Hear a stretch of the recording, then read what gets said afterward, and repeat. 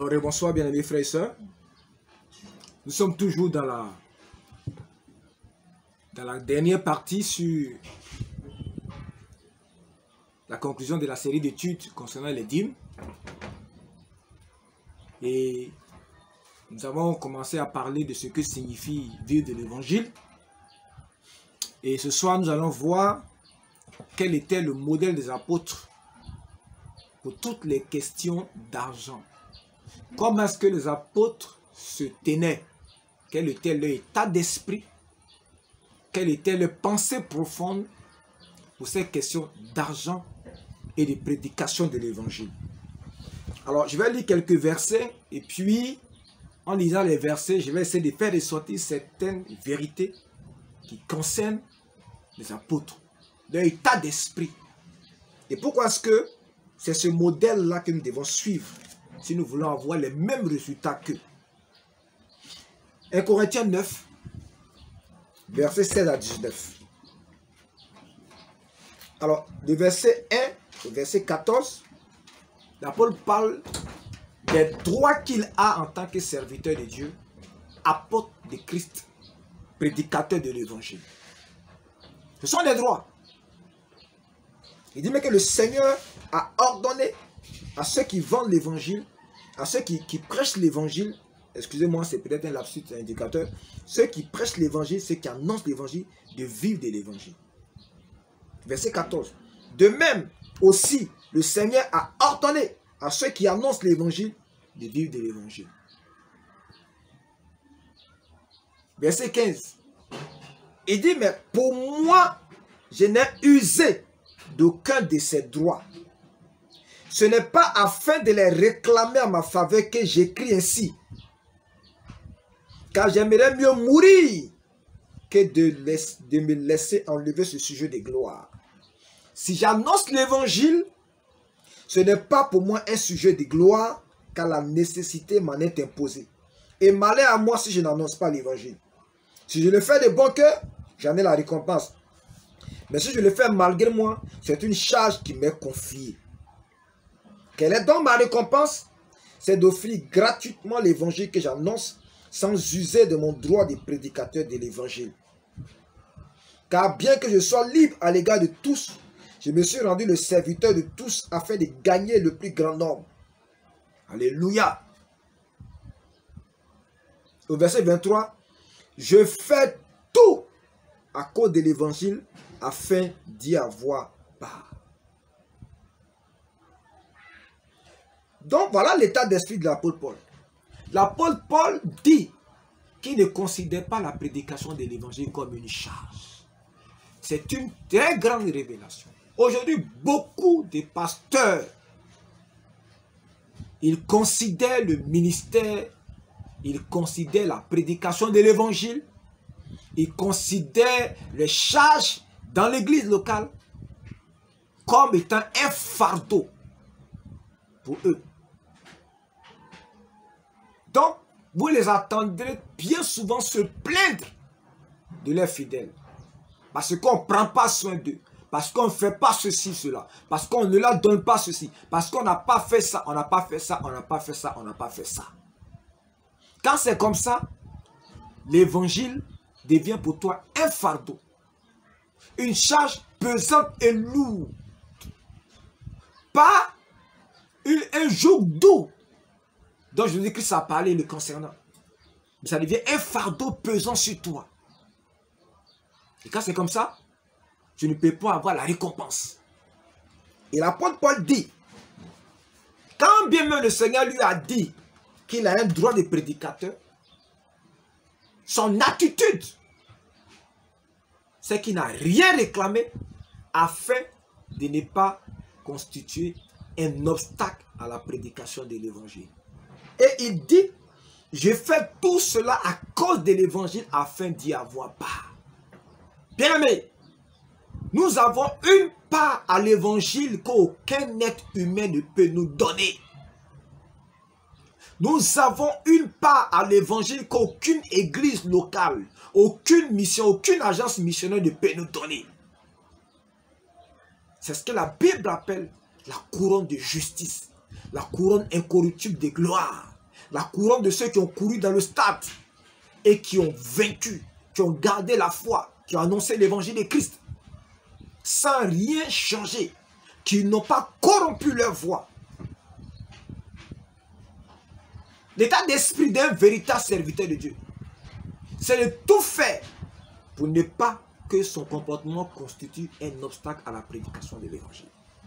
Si je vais dans un endroit et que je vois que, en voulant imposer mes besoins, je vais créer un scandale, je vais créer une occasion de chute pour les chrétiens, je préfère encore mourir de faim que de faire prévaloir ce droit que j'ai. Parce que j'ai compris la charge et le fardeau qui pèse sur les épaules de mon Seigneur pour ce qui concerne le salut des âmes pour lesquelles il est mort à la croix. Donc je ferai tout pour avoir une part à l'évangile.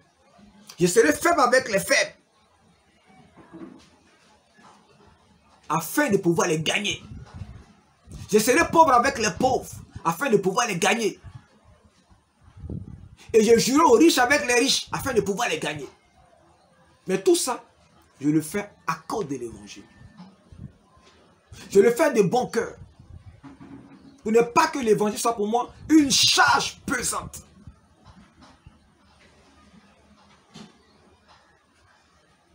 Mais lorsque vous commencez à avoir une attitude, comme si quelqu'un vous a forcé à devenir pasteur, comme si ces pauvres veuves-là, c'était qui t'appelaient au ministère, pour venir gronder vos chrétiens, parce qu'ils n'ont pas donné assez de dîmes, n'ont pas donné assez d'offrandes, venez les menacer, venez vous apitoyer sur votre propre sort. Je n'ai pas encore payé ma maison, je n'ai pas encore donné l'argent de la nourriture à la maison. Qui vous a appelé dans le ministère? Ce n'est pas ces fidèles-là qui t'ont appelé dans le ministère. Si tu as des besoins, tiens-toi devant celui qui t'a appelé au ministère et règle tes problèmes avec lui. La Bible dit que Jésus est le Seigneur des ministères. C'est lui qui appelle dans le ministère. Ce ne sont pas tes fidèles. Eux n'étaient pas là quand Dieu t'appelait. Ce n'est pas eux qui t'ont dit de ne pas travailler. Ils ne t'ont jamais empêché de travailler. Donc, première attitude, afin d'avoir part à l'évangile, cette gloire éternelle. La Bible dit Paul a renoncé à ses droits. Pas parce qu'il n'en a pas droit, hein, mais quand il regarde l'environnement, il sait que ce n'est pas bon que je fasse prévaloir tel droit. Il a élevé à la plus haute estime son devoir d'apôtre, de prédicateur. Et il n'était pas prêt à marchander ça. Première des choses. 2 Corinthiens 11. Versets 7 à 15.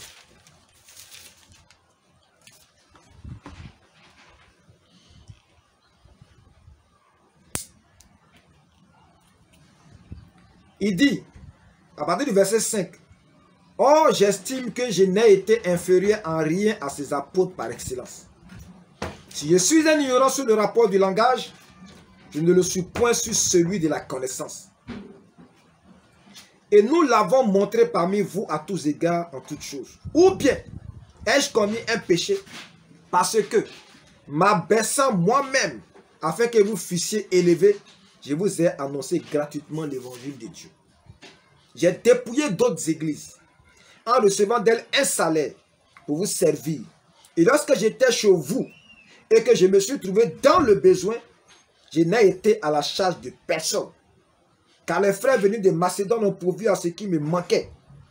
En toute chose, je me suis gardé de vous être à charge et je m'en garderai.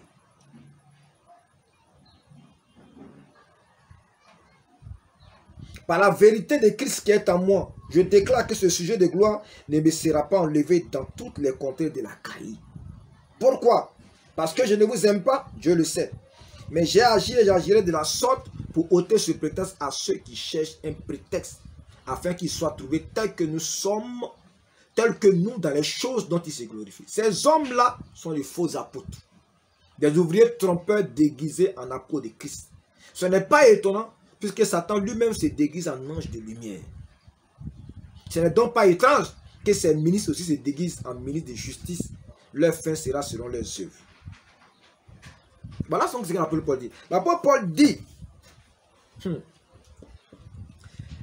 que lorsque j'étais chez vous, je me suis trouvé dans le besoin, je n'ai été à la charge de personne. Il a tout fait pour n'être à la charge de personne. Pourquoi? Parce que des faux apôtres se promenaient dans tout l'Achaïe, se faisant passer pour des apôtres de Christ, suscitant des collectes, des offrandes pour eux, pour justifier le ministère qu'ils exerçaient. Ils partaient présenter leurs besoins, ils partaient pleurer sur leurs besoins. Et l'apôtre Paul, voyant ça, ne voulait pas être mêlé à ce genre de tractations honteuses, de guerres sordides. Donc il a préféré recevoir un appui financier d'une église lointaine qui était en Europe, afin de pouvoir prêcher l'évangile à Corinthe. Une église lointaine, vraiment séparée. C'était la même Europe, Philippe et Corinthe sont dans la même Europe. Mais il ne voulait pas que son ministère à Corinthe soit basé sur l'appui financier des Corinthiens.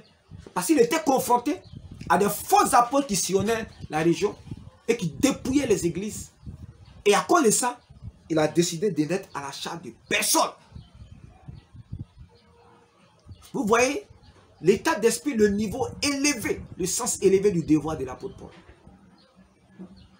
Moi, j'ai décidé de travailler et de n'être à la charge d'aucun fidèle pour fermer la bouche à ces imposteurs qui se promènent d'église en église pour réclamer de l'argent en prêchant l'évangile honteux. Est-ce qu'il y a 3 personnes ici qui peuvent donner 1 million et dans 2 semaines, Dieu va les bénir par 3 ou 4 millions? C'est honteux de prêcher de telles choses.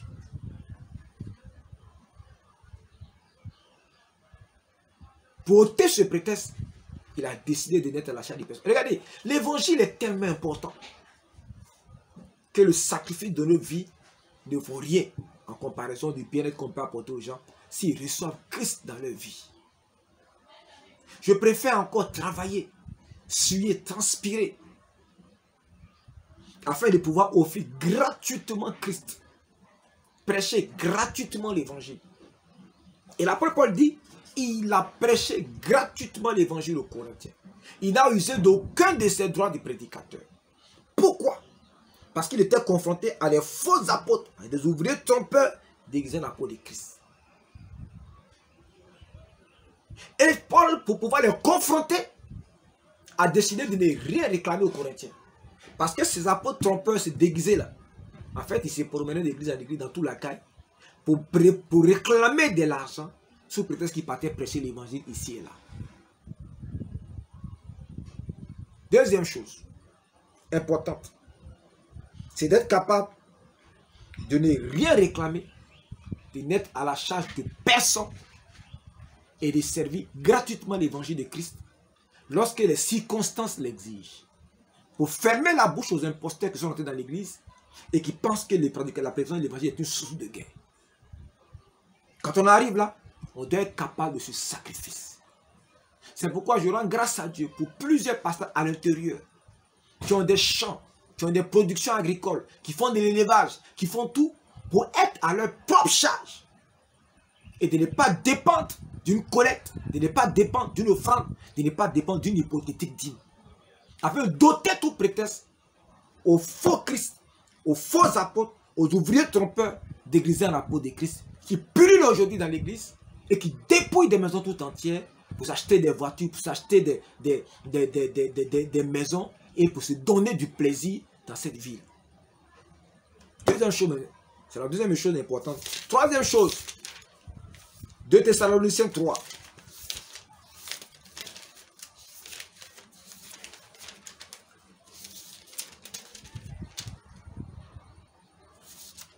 Verset 7 à 12. Nous vous recommandons, frères, au nom du Seigneur Jésus-Christ, de vous éloigner de tout frère qui vit dans le désordre et non selon les instructions que vous avez reçues de nous. Vous savez vous-même comment il faut nous imiter. Vous savez vous-même comment il faut nous imiter, car nous n'avons pas vécu parmi vous dans le désordre. Nous n'avons mangé gratuitement le pain de personne. Mais dans le travail et dans la peine, nous avons été nuit et jour à l'œuvre pour n'être à la charge d'aucun de vous. Ce n'est pas que nous n'annoncions point ce n'est pas que nous n'annoncions le droit, mais nous avons voulu vous donner en nous-mêmes un modèle à imiter. Car lorsque nous étions chez vous, nous vous disions expressément, si quelqu'un ne veut pas travailler, qu'il ne mange pas non plus. Nous apprenons cependant qu'il y a parmi vous quelques-uns qui vivent dans le désordre, qui ne travaillent pas, mais qui s'occupent de futilités. Nous invitons ces gens-là et nous les exhortons par le Seigneur Jésus-Christ à manger leur propre pain en travaillant paisiblement. Voilà donc la troisième réalité. C'est que les apôtres se sont présentés dans certaines circonstances à Thessalonique comme étant des modèles de travailleurs. Ils ont vu qu'à Thessalonique, plusieurs frères ne travaillaient pas, allaient de maison en maison et donnaient l'impression qu'ils étaient des serviteurs, des ouvriers, juste pour manger chez les frères, manger chez les sœurs, obtenir un peu d'aide, un peu de dons, ainsi de suite. Et il y a ici à Abidjan des gens qui font ça. Ils ont l'habitude de se promener de maison en maison. Je suis venu militer à toi, juste pour manger à midi, donner le transport. Ah vraiment j'ai un petit souci, donne-moi 2000 francs, je vais aller demain ici, là. Et c'est tout le travail. La Bible dit que ces gens s'occupent de futilité. Donc devant cette situation, l'apôtre Paul leur a montré le modèle. La Bible dit qu'ils ont été nuit et jour à la peine. Ils annonçaient l'évangile et ils travaillaient de leurs propres mains. Et il dit, nous n'avons mangé gratuitement le pain de personne.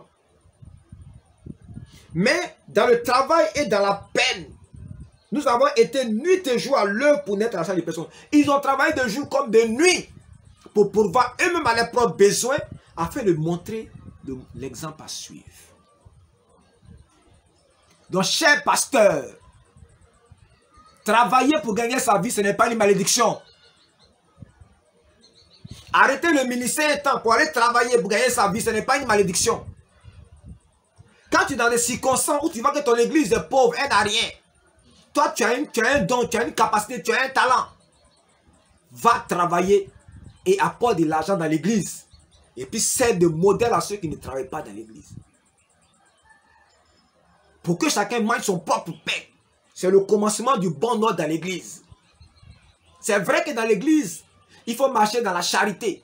Il faut s'entraider. Mais il ne faut pas encourager la fainéantise de ceux qui ne veulent pas travailler. Qui veulent vivre d'aumône, qui veulent vivre de dons, qui veulent vivre d'offrandes, qui veulent vivre de dîmes. La Bible dit qu'il faut donner l'exemple à suivre en travaillant soi-même. On n'est jamais assez grand pour servir de modèle. Il faut travailler. C'était parce que c'est honteux pour un homme de Dieu d'arrêter le ministère et de travailler. Est-ce que vous êtes plus grand que Paul?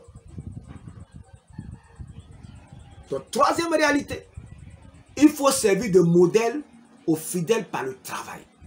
Lorsque les circonstances l'imposent, il faut te mettre au travail. Tu peux aller au champ, va au champ avec les gens.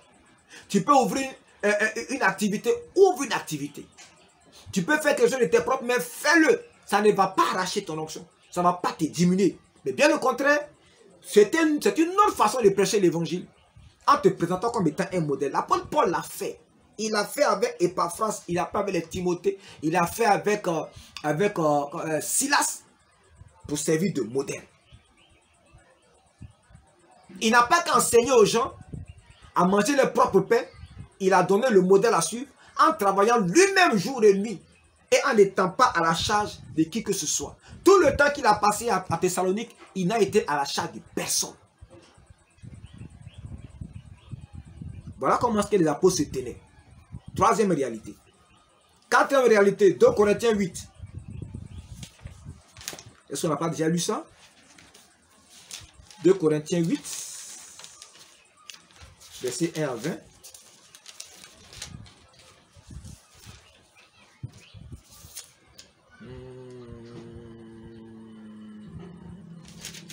2 Corinthiens 8, je pense qu'on a déjà lu ça, mais il y a certainement...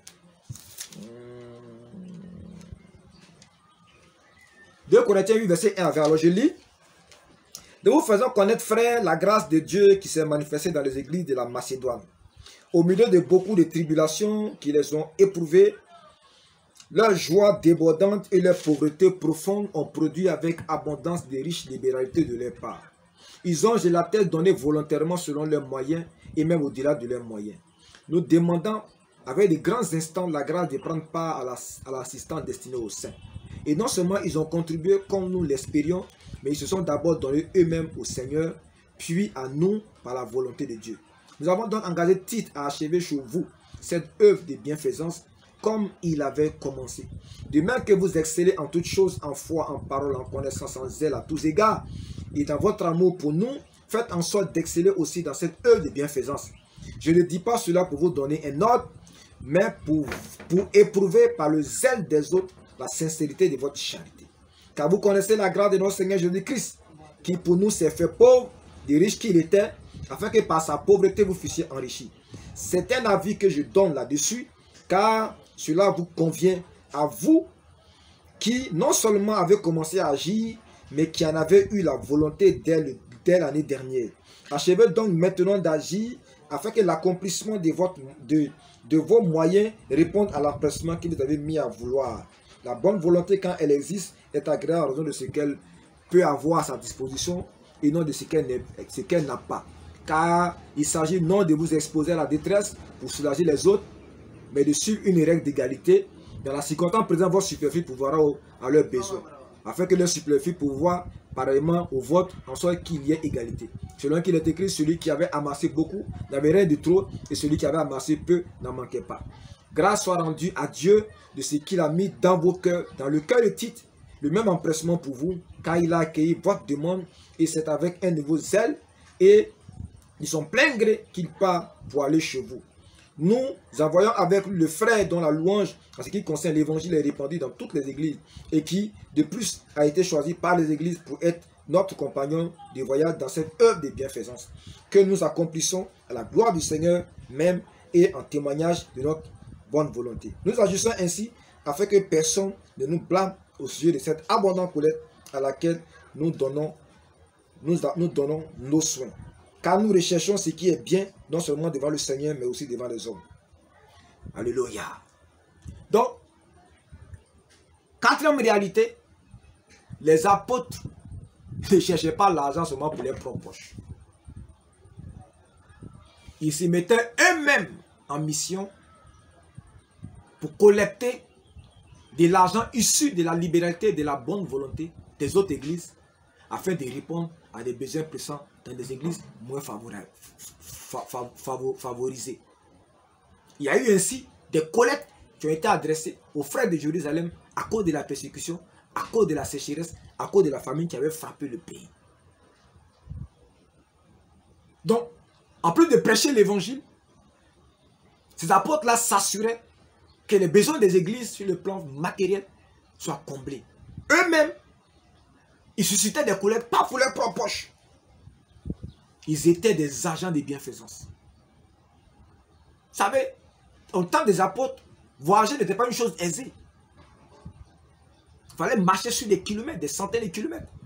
Il fallait prendre des moyens de locomotion vraiment traditionnels.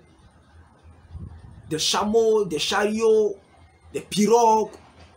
C'était difficile. Mais ils pouvaient traverser toute l'Asie mineure. Depuis l'Europe jusqu'à l'Asie mineure, descendre à Jérusalem, juste pour apporter le fruit de la bienfaisance des autres églises. Ils étaient des acteurs d'appui, des acteurs sociaux. Ils suscitaient des actions de bienfaisance au niveau des églises. Ils n'avaient pas seulement Dieu que pour leur propre ventre.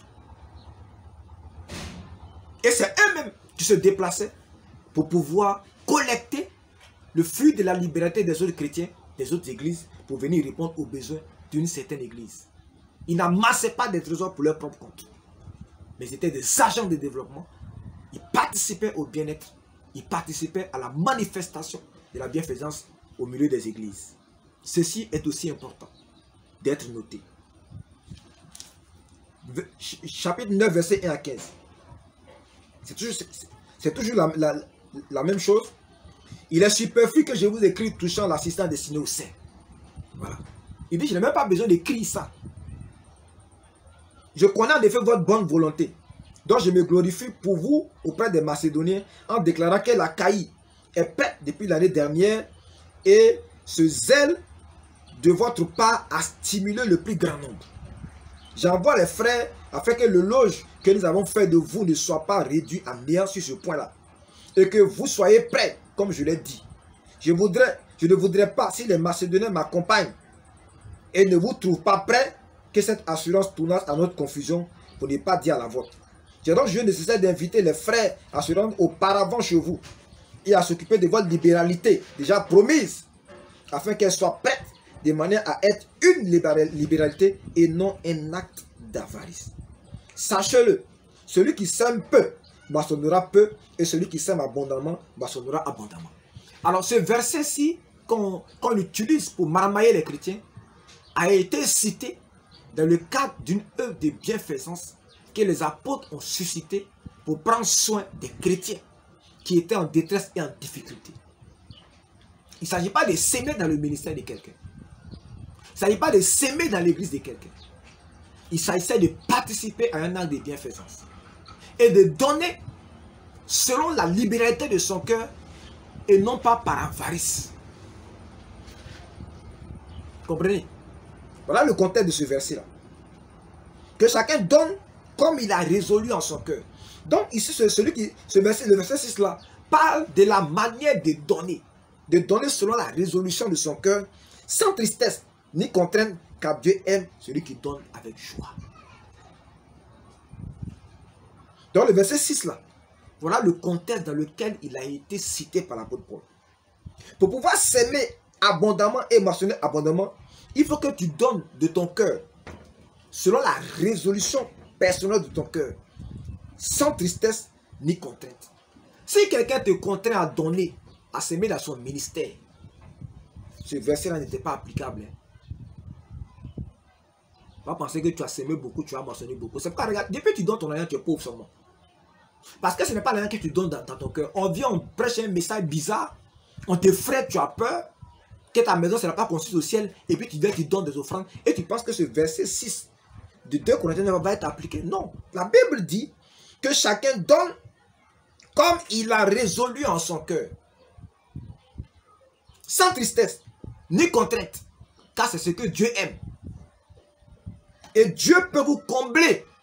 Quand tu as donné de cette façon-là, alors la première paix s'accomplit. Dieu peut vous combler de toute grâce, afin que, possédant toujours en toute chose de quoi satisfaire à vos besoins.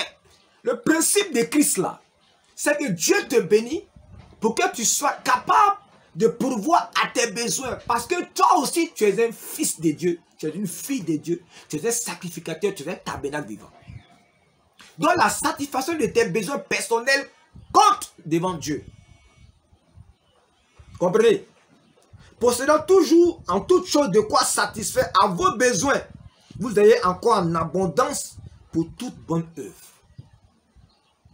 Donc pour faire les bonnes œuvres là, il faut être capable d'abord de satisfaire tes propres besoins. N'allez pas dépouiller les veuves, n'allez pas dépouiller les orphelins, n'allez pas dépouiller les pauvres.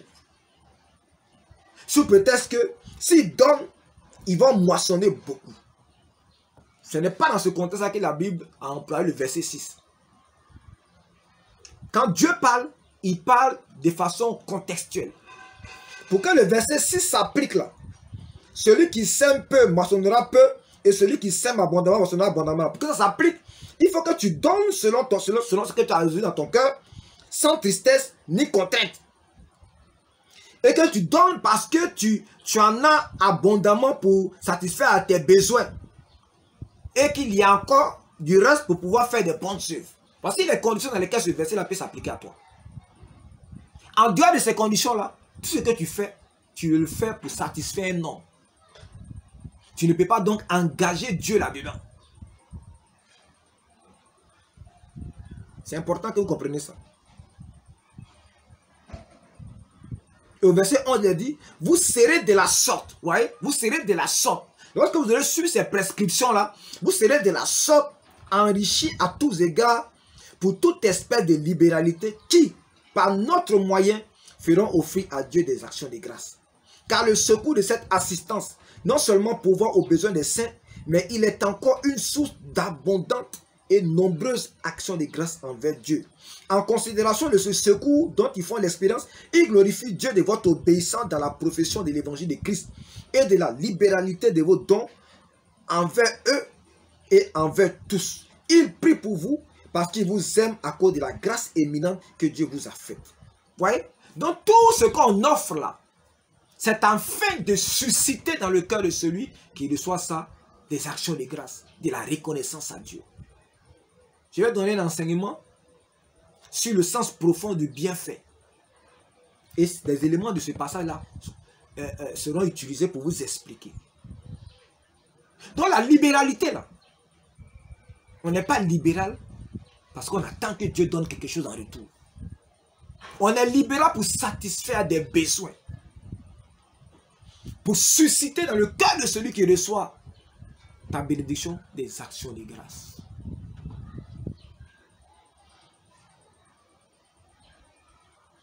Et Dieu, c'est le cœur avec lequel tu as donné là, qui les regarde pour te bénir. Ce n'est pas la quantité que tu as donnée. Il regarde le cœur avec lequel tu as donné. Il regarde l'intention dans laquelle tu as donné. Si c'est en te plaignant, si c'est en gémissant, alors ton offrande n'a plus de sens. Donc n'acceptez pas que des pasteurs viennent vous marmailler pour vous demander de donner des choses. Et puis votre cœur saigne, vous n'êtes pas content, mais vous donnez quand même. C'est en vain que vous donnez ces choses. C'est en vain. Parce que ça ne correspond pas au principe biblique. Comprenez? Ça ne correspond pas au principe biblique. On a quel élément maintenant? Au 6e élément. Acte 5, verset 1 à 11. Alors, ce passage concerne quoi? Ça concerne l'histoire d'Ananias et Saphira. Alors, dans ce passage d'Ananias et Saphira, il y a plusieurs leçons à tirer. Mais il y a un élément, il y a un seul élément important dont je voulais parler. C'est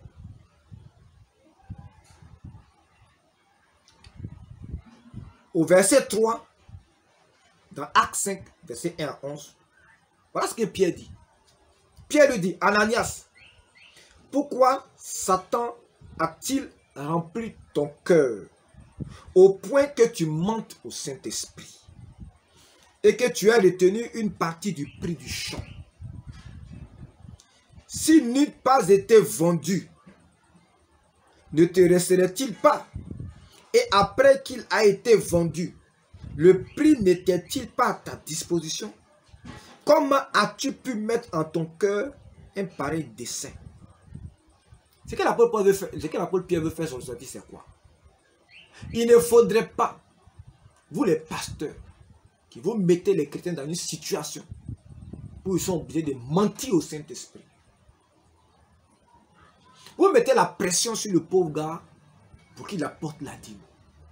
Et il sait que s'il enlève la dîme de son salaire, il ne pourra plus faire face à certaines charges. Donc il trafique avec Dieu en n'apportant qu'une partie de la dîme. Vous êtes en train de pousser ce frère-là à mentir au Saint-Esprit. En faisant croire au Saint-Esprit qu'il a envoyé le 10e de son salaire, de son revenu, alors qu'il n'en est rien. C'est pourquoi dans tout l'évangile, il est question de laisser chacun donner selon ce que son cœur a résolu. Pierre dit ici par l'Esprit de Dieu. Ananias, quand tu avais ton champ, est-ce que Dieu t'a contraint avant ce champ? Non. Est-ce que ce champ-là était à toi? Non. Oui. Est-ce qu'on t'a contraint de donner ça à l'église? Non. Quand tu as vendu le champ, l'argent qui était en ta possession là, si tu gardais tout par devant toi, est-ce que tu avais péché contre Dieu? Non. Est-ce que l'argent ne t'appartenait pas? Si. Alors pourquoi est-ce que tu viens faire croire à l'église que tu as apporté tout l'argent avec qu'il n'en est rien? Pour dire quoi? L'argent que Dieu te donne, frère, c'est ton argent. Personne n'a d'autorité sur ton argent. Personne n'a d'autorité sur tes biens. Ta voiture, ta maison, tout est à toi. Il n'y a pas quelqu'un qui a un droit sur les biens que Dieu t'a donnés. C'est à toi. Mais quand tu as l'Esprit de Dieu, tu vas décider de prendre part à l'œuvre de Christ. Et tu vas mettre une partie de ces biens-là à la disposition de ton assemblée, à la disposition de ton conducteur. Mais tu restes toujours le maître de cet argent-là. Si tu ne veux plus donner, tu ne donnes plus. Tu n'as pas péché contre Dieu. C'est quelque chose que tu as résolu dans ton cœur. Parce que si tu donnes, alors que ton cœur n'a pas résolu de donner, si tu donnes, alors que c'est ce dont tu as besoin pour vivre, c'est ce dont tes parents, ta famille a besoin pour vivre, tu n'es plus dans la volonté de Dieu. Et ce que tu donnes là, tu le donnes à perte. C'est ce que Paul voulait dire à Ananias. Tu n'avais pas besoin de venir jouer tous, faire ce cinéma là devant nous. C'est important de savoir ça. Maintenant, je vais terminer. Ce sera une répétition, acte 18, versets 1 à 5.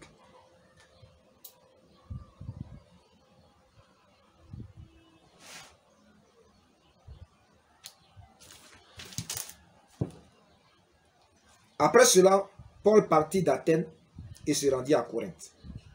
Il y avait un juif nommé Aquilas, originaire du pont, récemment arrivé d'Italie avec sa femme Priscille. Parce que Claude avait ordonné à tous les juifs de sortir de Rome et il se lia avec eux. Et comme ils avaient le même métier, il demeura chez eux et il travailla. Ils étaient faiseurs de tentes. Paul discourait dans la synagogue chaque sabbat et il persuadait les Juifs et les Grecs. Mais quand Silas et Timothée furent arrivés de la Macédoine, ils se donnant tout entier à la parole, attestant aux Juifs que Jésus était le Christ. Donc Paul travaillait. Il allait une seule fois dans la semaine dans la synagogue et les autres jours, il travaillait accompagné d'Aquilas et Priscille, qui étaient des fabricants de tentes. Vous savez, en Orient, ils fabriquent des grandes tentes où ils vivent pratiquement. Et c'était le métier de Paul. Et ce n'était pas un petit travail. C'était vraiment des grandes tentes qui pouvaient abriter des familles tout entières, où on recevait les gens, où on dormait, et ainsi de suite. C'est ce que Paul faisait. Donc, il s'est consacré au ministère une fois dans la semaine, et les autres jours, il travaillait. Quand Timothée et Silas sont arrivés, il s'est désengagé de ses charges sociales afin de pouvoir se consacrer entièrement à la prédication de l'évangile. Pourquoi? Parce que Timothée et Silas allaient reprendre le processus du travail et lui, il allait se consacrer à l'évangile. Acte 20, versets 16 à 35.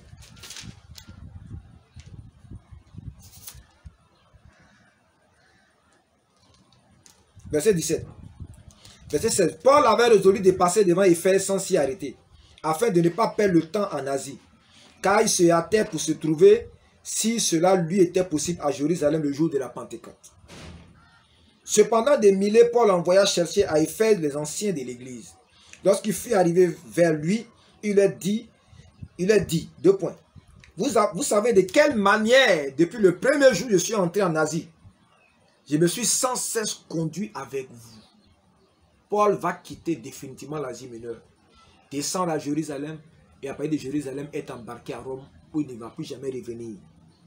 Il fait donc une sorte de testament à l'église d'Éphèse, qui était l'une des plus grandes églises dans cette zone de l'Asie mineure qui aujourd'hui concerne la Turquie et l'Arménie. Il dit, vous savez comment je me suis sans cesse conduit avec vous depuis le premier jour où j'ai mis mes pieds en Asie mineure. Servant le Seigneur en toute humilité. 1. Avec l'âme. 2. Au milieu des épreuves. 3. Que me suscitaient les embûches des Juifs. Vous savez que je n'ai rien caché de ce qui vous était utile. Il a prêché l'évangile intégral. Et que je n'ai pas craint de vous prêcher et de vous enseigner publiquement et dans les maisons. Annonçant aux Juifs et aux Grecs la repentance avec Dieu et la foi en notre Seigneur Jésus-Christ. Et maintenant, voici lié par l'Esprit, je vais à Jérusalem, ne sachant pas ce qui m'y arrivera. Seulement de ville en ville, l'Esprit Saint m'avertit que des liens et des tribulations m'attendent. Mais je ne fais pour moi-même aucun cas de ma vie comme si elle m'était précieuse, pourvu que j'accomplisse ma course avec joie et le ministère que j'ai reçu du Seigneur Jésus-Christ d'annoncer la bonne nouvelle de la grâce de Dieu. Et maintenant voici, je sais que vous ne verrez plus mon visage, vous tous au milieu desquels j'ai passé en prêchant le royaume de Dieu. C'est pourquoi je vous déclare aujourd'hui que je suis pur du sang de vous tous, car je vous annonce tout le conseil de Dieu sans rien cacher. Dans le temps que Paul a exercé son ministère, il a eu le temps d'enseigner tout le conseil de Dieu. Il a libéré toute la révélation de Christ. Là, écoutez bien la fin. Ceux qui disent que si tu travailles, tu ne peux pas servir Dieu. Écoutez bien. Prenez donc garde à vous-même et à tout le troupeau sur lequel le Saint-Esprit vous a établi évêque, pour paître l'église du Seigneur qui s'est acquis par son propre sang. Je sais qu'il s'introduira parmi vous, après mon départ, des loups cruels qui n'épargneront pas le troupeau. Et qui s'élèveront au milieu de vous, des hommes qui enseigneront des choses pernicieuses pour entraîner les disciples après eux. Veillez donc, vous souvenant que j'ai durant 3 années, je n'ai cessé nuit et jour d'exhorter avec l'âge chacun de vous. Et maintenant, je vous recommande à Dieu et à la parole de sa grâce, à celui qui peut édifier et donner l'héritage avec tous les sanctifiés. Verset 33. Je n'ai désiré ni l'argent, ni l'or, ni les vêtements de personne. Vous savez vous-même que ces mains ont pourvu à mes besoins et à ceux des personnes qui étaient avec moi. Je vous ai montré de toute manière que c'est en travaillant ainsi qu'il faut soutenir les faibles et se rappeler les paroles du Seigneur qui a dit lui-même: il y a plus de bonheur à donner qu'à recevoir. Donc, mes chers amis, Paul étant l'apôtre des païens, au nom desquels nous sommes, il nous rappelle ici sa conduite, ce qui a été son leitmotiv, ce qui a constitué ses valeurs intrinsèques, ce qui a été le fondement de son action missionnaire. Il dit, non seulement il a enseigné tout le conseil de Dieu, mais durant les 3 ans qu'il a prêché, il n'a désiré ni l'argent, ni l'or, ni les vêtements de personne. Et que de ses propres mains, il a travaillé pour pourvoir aux besoins de ceux qui étaient avec eux. Pourquoi? Parce qu'il s'est souvenu d'un passage du livre de Matthieu, d'une parole de Christ. Il y a plus de bonheur à donner qu'à recevoir. Donc tous ces pasteurs-là, qui vont être assis là, vous dites, venez donner tel argent pour que Dieu vous bénisse. Mais vous ne le donnez jamais. Vous prenez 1 million à les chrétiens, et un jour vous venez vous offrir 10 000, 20 000 francs à quelques-uns là, et vous mettez ça sur les réseaux sociaux comme si vous avez donné quelque chose. Alors que Dieu seul sait les quantités d'argent que vous amassez. Vous refusez de travailler. Vous voulez vivre du travail de vos fidèles. Quel modèle vous suivez? Le modèle de Paul. Voilà pourquoi Paul dit qu'il n'a mangé le pain de personne, il n'a mangé le vêtement de personne, il n'a dit ni l'eau ni la main de personne. Donc si vous dites être des disciples de Paul, les disciples de son action apostolique, alors remettez-vous en cause. Parce que votre manière de servir Christ est contraire à la révélation que Paul a donnée à tous ceux à qui il a annoncé l'évangile, depuis l'Asie mineure jusqu'en Europe et d'Europe jusqu'à l'Afrique. Voici, chers amis, ce qui était le modèle des apôtres. Et principalement de celui qui est l'apôtre des nations, qui est Paul. Que Dieu nous bénisse. Puissiez-vous comprendre ces choses. Puissiez-vous comprendre ces choses, chers amis. Et surtout aux fidèles. Puissiez-vous comprendre ces choses pour ne pas vous laisser tout le temps manipuler. Que Dieu vous garde, vous bénisse au nom de Jésus-Christ. Amen.